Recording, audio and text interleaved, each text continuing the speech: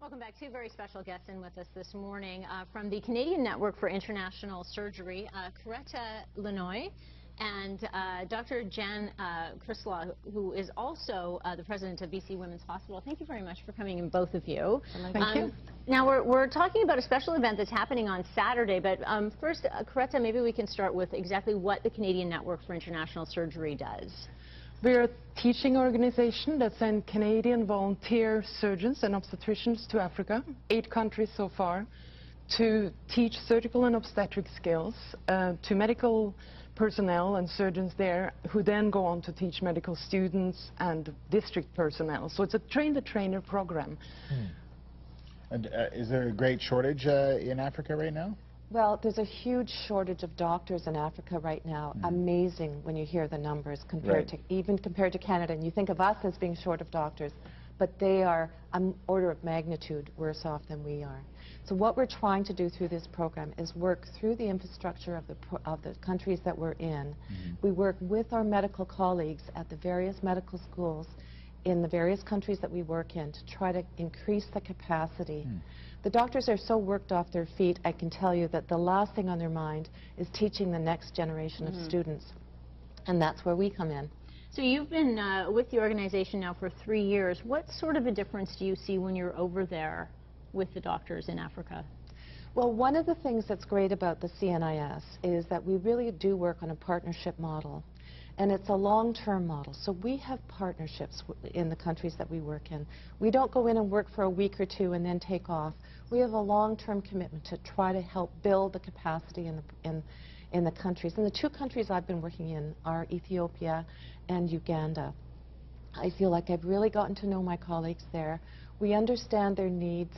They know us. They trust us. They know we'll be back.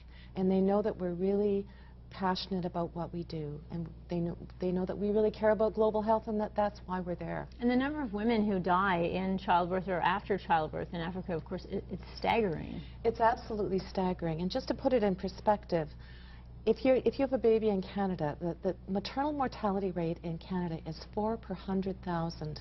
That's the lowest in the world. By comparison, in Uganda, the maternal mortality rate is 800 per 100,000. That's 200 times as high. Yeah. And it has everything to do with the absence of skilled attendants at birth and the lack of very basic things.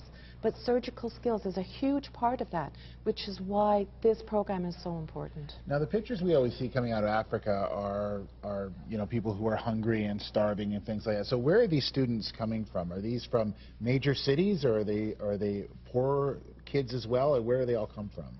Well, they come from all over, but the surgical teaching places are generally in the bigger cities where we work. And by the time they have gotten to the level of being a medical student, they will be part of that system, whether they come from a poor or a more privileged background.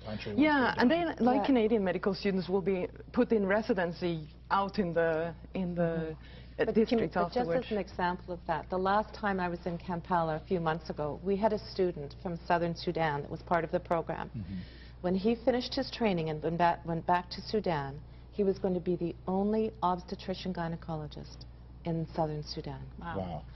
Amazing. Well, that really shows how important it is to, if you're around this Saturday, to come out to the African market that CNIS is putting on from noon until 6, West Broadway at Maple. And there's going to be lots of fun activities, some African fashion, some art, drum lessons. Learn to say hello in Swahili. Something Steve's always wanted to know. That's right. You can go to CNIS.ca for more information, and it's free admission. So, but I'm sure you guys will be happy to accept donations from folks who are there. Yeah. Okay. Thank you very much. Thank you very much. How to say hello in Swahili? Jambo. Jambo. There you go. I hope for a Swahili teacher will pronounce it wrong. Jambo. Jambo as well. All right, there we go. Thanks, you guys. Well, it looks like it will be a terrific weekend. We're going to have a look at our long-range forecast now.